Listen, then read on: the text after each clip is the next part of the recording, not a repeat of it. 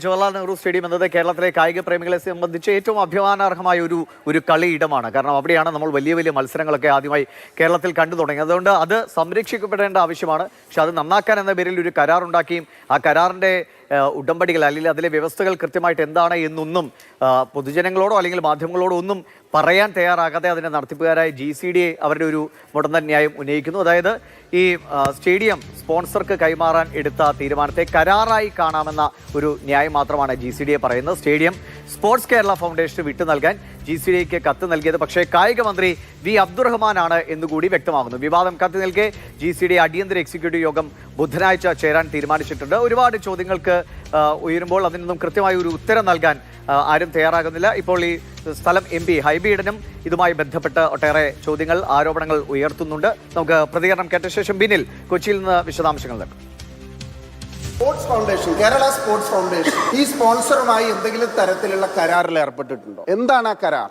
ഇതിന്റെ ഓണർഷിപ്പിനെ സംബന്ധിച്ചിട്ടുള്ള ചർച്ചകൾ വരുന്നു. ഇതിന്റെ മുന്നോട്ട് ഈ മാച്ച് കഴിഞ്ഞാലും അടുത്ത ഘട്ടങ്ങളിലും ഈ സ്റ്റേഡിയത്തിൽ ഈ സ്പോൺസറുടെ റോൾ എന്താണ്? ഇതെല്ലാം കായിക കേരളം വലിയ കൗതുകത്തോടു കൂടി നോക്കിക്കാണുന്ന ചോദ്യങ്ങളാണ്. എന്ത് സ്പോർട്സ് എക്സ്പെർട്ടീസാണ്, എന്ത് പ്രാഗൽഭ്യമാണ് ഈ കമ്പനികൾക്ക് ഈ നിർമ്മാണ പദ്ധതികൾ നടത്താനുള്ളത്? ബിനിലുണ്ട് കൊച്ചിയിൽ നിന്ന്. ബിനിൽ, ഹൈബിയുടെ ഉന്നയിച്ച അവസാനത്തെ ആ ചോദ്യം, കായിക സംഭവങ്ങളുമായി ബന്ധപ്പെട്ട് ഒരു കരാർ ഏറ്റെടുക്കുമ്പോൾ ആ രംഗത്ത് എന്ത് അനുഭവ സമ്പത്താണ് ഈ കമ്പനികൾക്കുള്ളത് എന്നതാണ്. വളരെ പ്രധാനപ്പെട്ട കാര്യമാണ്. കാരണം ഇന്റർനാഷണൽ മത്സരങ്ങൾ നടക്കുന്ന കേരളത്തിലെ ഏറ്റവും പ്രധാനപ്പെട്ട ഒരു കളിയിടം സംരക്ഷിച്ചു പോരാനുള്ള ഒരു സംവിധാനമാണല്ലോ GCDA. അപ്പോൾ മന്ത്രി തന്നെ ഇടപെട്ടാണ് ഈ കരാർ സ്പോർട്സ് കേരള ഫൗണ്ടേഷന് നൽകാൻ തീരുമാനമാകുന്നതെന്ന് അറിയുന്നു. എന്താണ് യഥാർത്ഥത്തിൽ സംഭവിക്കുന്നത്?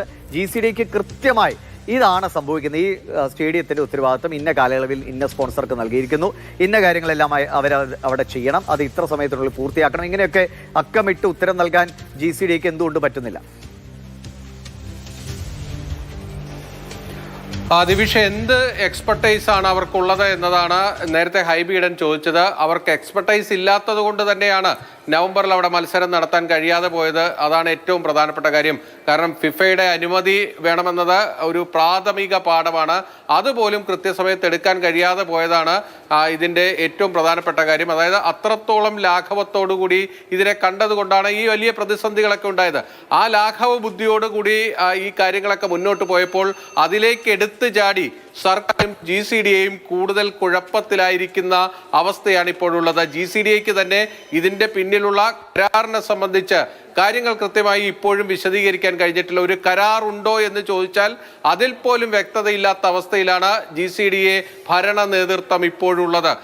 ഇതിൽ ആദ്യമായി GCDAക്ക് ഇത് സംബന്ധിച്ചൊരു കത്ത് വരുന്നത് കായിക മന്ത്രിയുടെ ഭാഗത്ത് നിന്ന് തന്നെയാണ്. കായിക മന്ത്രിയാണ് സർക്കാരിൻ്റെ നേതൃത്വത്തിൽ അവിടെ അർജന്റീനയുമായി ബന്ധപ്പെട്ട ഒരു സൗഹൃദ മത്സരം കൊച്ചിയിൽ സംഘടിപ്പിക്കാൻ പോകുന്നു, അതിനുവേണ്ടി സ്റ്റേഡിയം വിട്ടു നൽകണം എന്ന ആവശ്യം ഉന്നയിച്ചുകൊണ്ട് കത്ത് GCDAക്ക് കൈമാറുന്നത്.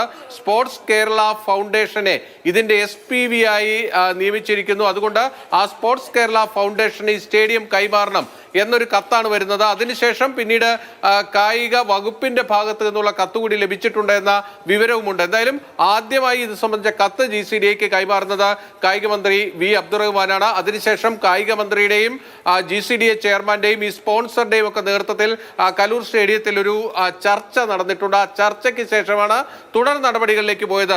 കഴിഞ്ഞ 26-ാം തീയതി മുതൽ ഈ സ്റ്റേഡിയം പിന്നീട് സ്പോർട്സ് കേരള ഫൗണ്ടേഷന് കൈമാറുകയാണ് ചെയ്തിരിക്കുന്നത്. നേരത്തെ GCDA ചെയർമാൻ K ചന്ദ്രൻപിള്ള പറഞ്ഞിരിക്കുന്നത് നവംബർ 30 വരെയാണ് ഇപ്പോൾ ഞങ്ങൾ ആ സ്റ്റേഡിയം വിട്ടു നൽകിയിരിക്കുന്നത് എന്നതാണ്. അതിന് എന്താണ് കരാറെന്ന് ചോദിച്ചാൽ ഈ സർക്കാരിന് നവംബർ 30 വരെ എന്ന് പറയുമ്പോൾ ഇനി അധികം കാലതാമസമില്ല. അപ്പോൾ അതിനുശേഷം ഇതുവരെയുള്ള ഈ പണികൾ കൃത്യമായി പൂർത്തീകരിക്കുമോ? പൂർത്തീകരിച്ചില്ലെങ്കിൽ അതിന് ആര് ഉത്തരവാദിത്വം പറയും? പിന്നെയുള്ള മത്സരങ്ങൾ അവിടെ വരുമ്പോൾ അതുണ്ടാക്കുന്ന പ്രതിസന്ധി, ഇതിനൊക്കെ GCDAയുടെ മുതലാണല്ലോ ഇത്. GCDAക്ക് കൃത്യമായി ഇതിനൊക്കെ ഒരു ധാരണ വേണ്ടേ? ദിവിഷ, നമ്മൾ മനസ്സിലാക്കേണ്ട ഒരു കാര്യം, ഇത് സർക്കാരിന്റെ മുതലാണ്. GCDA എന്ന് പറയുന്നത് ഒരു സർക്കാർ ഏജൻസിയാണ്. സർക്കാരിന്റെ മുതൽ ഇത്തരത്തിൽ ഏതെങ്കിലും ഒരു പ്രവൃത്തിക്ക് വിട്ടു നൽകാൻ കഴിയുമോ കൃത്യമായ കരാറുകൾ ഇല്ലാതെ എന്നതാണ് ഏറ്റവും പ്രധാനപ്പെട്ട ചോദ്യം. ഇവിടെ ഈ അന്താരാഷ്ട്ര നിലവാരത്തിലേക്ക് സ്റ്റേഡിയം ഉയർത്തുന്നതിന് വേണ്ടിയുള്ള മുഴുവൻ പണവും ഈ സ്പോൺസറാണ് ചെലവഴിക്കുന്നത്. തങ്ങൾക്ക് റോളില്ല എന്നൊക്കെയാണ് പറയുന്നതെങ്കിൽ പോലും ചില കാര്യങ്ങളിൽ ഇപ്പോഴും ചില അവ്യക്തതകൾ തുടരുന്നുണ്ട്. സർക്കാരിന്റെ ഭാഗത്ത് നിന്നും ചില സാമ്പത്തിക ഇടപാടുകൾ ഇക്കാര്യത്തിൽ ഉണ്ടായിട്ടുണ്ട് എന്ന രീതിയിലേക്കും കാര്യങ്ങൾ വരുന്നുണ്ട്. അതിൽ കുറച്ചുകൂടിയൊക്കെ വ്യക്തത വരാനിരിക്കുന്നതേ ഉള്ളൂ. ഇതിൽ നമ്മൾ ശ്രദ്ധിക്കേണ്ട ഏറ്റവും പ്രധാനപ്പെട്ട കാര്യം എന്നത് ഈ സ്റ്റേഡിയത്തിൽ നവംബറിൽ മത്സരമില്ല എന്നത് ഉറപ്പായി കഴിഞ്ഞു. ഇപ്പോൾ സ്റ്റേഡിയം പൊളിച്ചിട്ടിരിക്കുകയാണ്. സ്റ്റേഡിയത്തിന്റെ പല ഭാഗത്തെയും കസേരകളൊക്കെ തന്നെ അഴിച്ചു മാറ്റിയിരിക്കുന്നു. അതിന്റെ ഫ്ലഡ് ലൈറ്റുകൾ പൂർണ്ണമായും അഴിച്ചു മാറ്റിയിരിക്കുന്നു. ഇനി ഇതൊക്കെ സ്ഥാപിക്കാതെ സ്പോൺസർ കളം വിട്ടാൽ സർക്കാരിനും GCDAയ്ക്കും ഒന്നും ചെയ്യാൻ കഴിയാത്ത അവസ്ഥയിലേക്ക് കാര്യങ്ങൾ എത്തരുത്. അതാണ് ഏറ്റവും പ്രധാനപ്പെട്ട കാര്യം.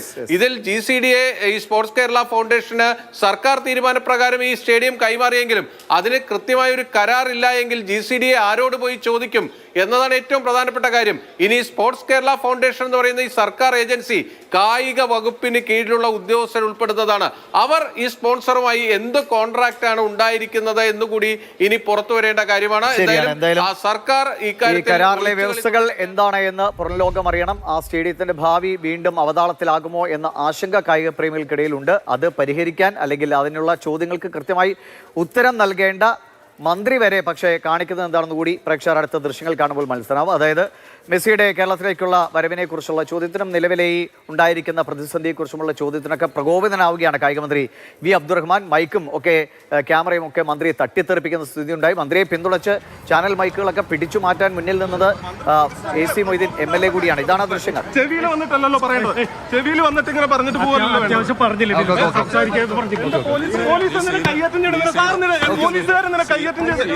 അല്ല സീൻ ഉണ്ടാക്കാനല്ല പോലീസ് എന്തിനാ കയ്യേറ്റം ചെയ്യുന്നത്?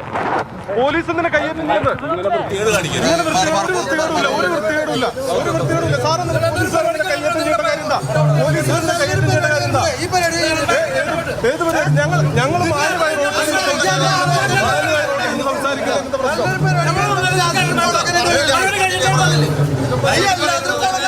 ശരി, ഇതാണ് കായിക മന്ത്രിയുടെ മാധ്യമങ്ങളോടുള്ള പ്രതികരണം. കഴിഞ്ഞ ദിവസങ്ങളിലൊക്കെ പല സമയത്തും അദ്ദേഹം അല്പം പരിധി വിട്ട് അല്ലെങ്കിൽ രോഷാവലനൊക്കെ ആവുന്നത് നമ്മൾ കണ്ടതാണ്. സ്വാഭാവികമാണ്. വലിയൊരു സ്വപ്ന പദ്ധതി എന്ന നിലയ്ക്ക് മെസ്സിയുടെ ഒരു വരവൊക്കെ ആഘോഷിച്ചിട്ട് അത് നടക്കാതെ പോയതിൻ്റെ ഒരു വിഷമം അദ്ദേഹത്തിനുണ്ടാവും. TS ഹരീഷാണ്. ഹരി, നമ്മൾ വായ്മൊഴി വഴക്കത്തിൽ പറയലോ, ഇത്തരം മുട്ടുമ്പോൾ കൊഞ്ഞനം കുത്തുക എന്ന പരിപാടിയാണ്. ഇപ്പോൾ മന്ത്രിക്ക് എന്താണ് സംഭവിച്ചത്? ഈ കായിക മന്ത്രിയുടെ ഇടപെടലോടുകൂടി തന്നെയാണ് ഇത് സ്പോർട്സ് ഫൗണ്ടേഷൻ വരുന്നത്. പിന്നെ അത് അടുത്ത സ്പോൺസറിലേക്ക് ഇതിൻ്റെ കരാർ ഈ സ്റ്റേഡിയത്തിൻ്റെ കാര്യമൊക്കെ എത്തുന്നതെന്നറിയാം. ഇതിൽ കൃത്യമായിട്ട് ഉത്തരം പറയാൻ മന്ത്രി ബാധ്യസ്ഥനാണ്. അദ്ദേഹമാണല്ലോ കായിക വകുപ്പ് ഭരിക്കുന്നത്. കേരളത്തിൻ്റെ ഏറ്റവും പ്രധാനപ്പെട്ട ഒരു സ്റ്റേഡിയം അതിൻ്റെ ഭാവി അനിശ്ചിതത്വത്തിലായി നിൽക്കുമ്പോൾ അല്ലെങ്കിൽ പ്രതിസന്ധിയിലായി നിൽക്കുമ്പോൾ ഇത് ഇങ്ങനെയൊക്കെയാണ് സംഭവിക്കാൻ പോകുന്നത്. ഇത്തരം രീതിയിൽ പണികൾ നടക്കും.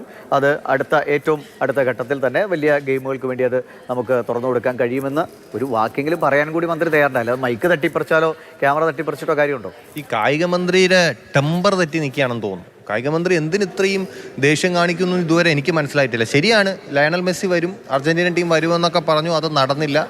ഓക്കെ, അതൊക്കെ ഒരു യാഥാർത്ഥ്യം. പക്ഷേ ദിവിഷ് പറഞ്ഞതുപോലെ ഇതിപ്പോൾ മെസ്സിയെയും അർജന്റീനൻ ടീമിനെയൊക്കെ കൊണ്ടുവരുമെന്ന് ആദ്യം പ്രഖ്യാപിക്കുന്നത് കായിക മന്ത്രി അബ്ദുറഹ്മാനാണ്. സ്വാഭാവികമായിട്ടും അദ്ദേഹം അതിന് ഉത്തരം പറയാൻ ബാധ്യസ്ഥനാണ്. പിന്നെ അതിൻ്റെ ഇടയിൽ കുറേ പ്രോസസ്സുകളുണ്ട്, അതൊക്കെ ഒരു വശത്തുകൂടി നടക്കണം. അതൊക്കെ ശരി.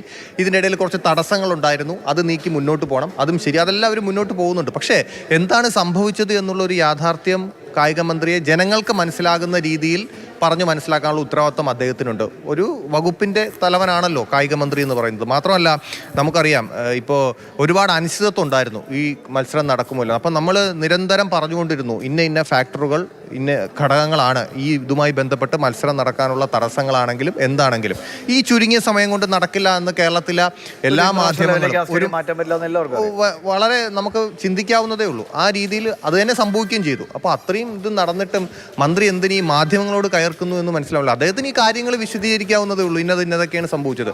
പിന്നെ സ്പോൺസറുടെ ഭാഗത്തുനിന്നുണ്ടായ എന്തെങ്കിലും വീഴ്ച ഉണ്ടെങ്കിൽ അതും കായിക മന്ത്രിയുടെ ഓഫീസ് തന്നെയാണ് അറിയിച്ചത്. സ്പോൺസർ അന്ന് പൈസ അടച്ചില്ല എന്ന് പറഞ്ഞ് തുടക്കത്തിൽ അനിശ്ചിതത്വം ഉണ്ടായിരുന്നപ്പോൾ. അപ്പോൾ അങ്ങനെയുള്ള കാര്യങ്ങൾ അത്രയും കൃത്യമായി പറയേണ്ട ഉത്തരവാദിത്വം കായിക മന്ത്രിക്ക് തന്നെയാണ്. അതിന് മാധ്യമങ്ങളടുത്ത് മറ്റേ ഭാഷയിൽ വർത്തമാനം പറഞ്ഞാലേ പറ്റുള്ളൂ, മറുപടി പറഞ്ഞാൽ പറ്റുള്ളൂ എന്നൊക്കെ പറയുന്നത് എന്ത് ജനാധിപത്യ മര്യാദയാണ്? അല്ലെങ്കിൽ ഒരു മന്ത്രി പറയേണ്ടതാണോ എന്നുള്ളതൊക്കെ മന്ത്രിയാണ് ചിന്തിക്കേണ്ടത്. അല്ല, ഇതിലൊരു പ്രശ്നം ഇപ്പോൾ കഴിഞ്ഞ കുറച്ച് ദിവസങ്ങൾക്ക് മുമ്പ് ഈ കായികമേളയുമായി ബന്ധപ്പെട്ട് വന്ന ചിത്രങ്ങളൊന്ന് മലപ്പുറത്ത് തന്നെ ഉള്ള ഒരു സിന്തറ്റിക് ട്രാക്കിൻ്റെ ചിത്രം ഹരിയും കണ്ടു കാണും. അതായത് ആകെ നാശകോശമായി കിടക്കുകയാണ്. നമ്മുടെ സ്കൂൾ മീറ്റുമായി ബന്ധപ്പെട്ട് നമ്മുടെ സ്റ്റോറികളിൽ നമുക്കറിയാം കുട്ടികൾക്ക് വേണ്ടത്ര സംവിധാനങ്ങളുണ്ടോ, മര്യാദയ്ക്കൊരു പോളുണ്ടോ, മുളന്തണ്ടുമായി മത്സരിക്കാൻ കുട്ടികൾ, അല്ലെങ്കിൽ നല്ലൊരു സ്പൈക്ക് അവർ ഒരുപാട് പിള്ളേർ വണ്ടിക്കൂലിക്ക് കാശില്ലാതെ കയറി വന്ന.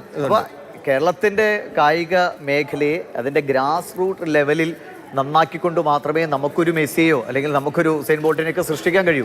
അതില്ലാതെ നമ്മളൊരു ആഘോഷം കണക്കെ ഒരാളെ കെട്ടിയിറക്കിയതുകൊണ്ടൊന്നും കേരളത്തിലെ അടിസ്ഥാന പ്രശ്നങ്ങൾ പരിഹരിക്കുമോ എന്നറിയില്ല. അതിനുവേണ്ടിയുള്ള ശ്രമങ്ങൾ നടത്തിക്കൊണ്ട് ഇതൊക്കെ നടത്തുകയാണെങ്കിൽ ഓക്കെയാണ്. അപ്പോൾ മന്ത്രി അതിനൊക്കെയും കൂടി ഉത്തരം പറയും. ഈ സ്കൂൾ മീറ്റിലെ കാര്യങ്ങൾ കൂടി മന്ത്രി ഉത്തരം പറയണം. ഒറ്റ കാര്യം കൂടി ഞാൻ കൂട്ടിച്ചേർത്ത് പറയാം. ഇന്നലെ 4 മണിക്ക് ബഹുമാനപ്പെട്ട പൊതുവിദ്യാഭ്യാസ മന്ത്രിയുടെ പത്രസമ്മേളനത്തിന് ഞാൻ പോയി. ഒരു വമ്പൻ പ്രഖ്യാപനമാണ്, എൻ്റെ ഭാഷയിൽ പറഞ്ഞാൽ ഒരു വമ്പൻ പ്രഖ്യാപനമാണ് പൊതുവിദ്യാഭ്യാസ വകുപ്പ് നടത്തിയിരിക്കുന്നത്. അതായത് മന്ത്രി ഈ കായികമേളയുമായി ബന്ധപ്പെട്ട് പല ഗ്രൗണ്ടുകളിൽ പോകുന്നു. അവിടെയൊക്കെ മന്ത്രി അറിഞ്ഞ ഒരു വിവരവും കണ്ട കാഴ്ച എന്നൊക്കെ പറഞ്ഞാൽ പല കുട്ടികൾക്കും സ്വന്തമായി വീടില്ല. ചിലപ്പോൾ സ്ഥലം ഉണ്ടാവും, ചിലപ്പോൾ വീടുണ്ടാവില്ല. അപ്പോൾ പൊതുവിദ്യാഭ്യാസ വകുപ്പ് ഒരു തീരുമാനം എടുത്തു. അതായത് ഈ കായികമേളയിൽ സ്വർണം നേടിയ കുട്ടികൾക്ക്, വീടില്ലാത്ത അർഹരായ കുട്ടികൾക്ക് പൊതുവിദ്യാഭ്യാസ വകുപ്പ് വീട് വെച്ച് നൽകാൻ തീരുമാനിച്ചു. അതായത് 50 വീടുകളാണ് വെച്ചു കൊടുക്കാൻ തീരുമാനിച്ചിരിക്കുന്നത്. അതിനുവേണ്ടി പല സംഘടനകളൊക്കെ സമീപിച്ചു. വളരെ പോസിറ്റീവായിട്ടുള്ള സമീപനമാണ് അവരെന്നൊക്കെ ഉണ്ടായെന്ന് പറഞ്ഞു. സ്കൂൾ മീറ്റ് നടക്കുമ്പോൾ വിദ്യാഭ്യാസ മന്ത്രി അദ്ദേഹത്തിന്റെ ചുമതല നിർവഹിക്കുന്നു. അതായത് കായികമേളയാണ് നടക്കുന്നത്. അപ്പോൾ വിദ്യാഭ്യാസ വകുപ്പിന്റെ മേൽനോട്ടത്തിൽ ഓക്കെ സമ്മതിച്ചു. പക്ഷേ കായികമേളയാണ്, നാളത്തെ കായിക താരങ്ങളാണ്. മന്ത്രി ഇന്നലെ സൽമാൻ ഖാൻ വരുന്ന കാര്യത്തിൽ അതിന്റെ തിരക്കിലായിരിക്കും. നമുക്ക് സ്പോൺസർ കുറച്ചുകൂടി വിശദാംശങ്ങൾ നൽകുന്നുണ്ട്. GCDAയുമായി ബന്ധപ്പെട്ടൊക്കെ സ്റ്റേഡിയത്തിൽ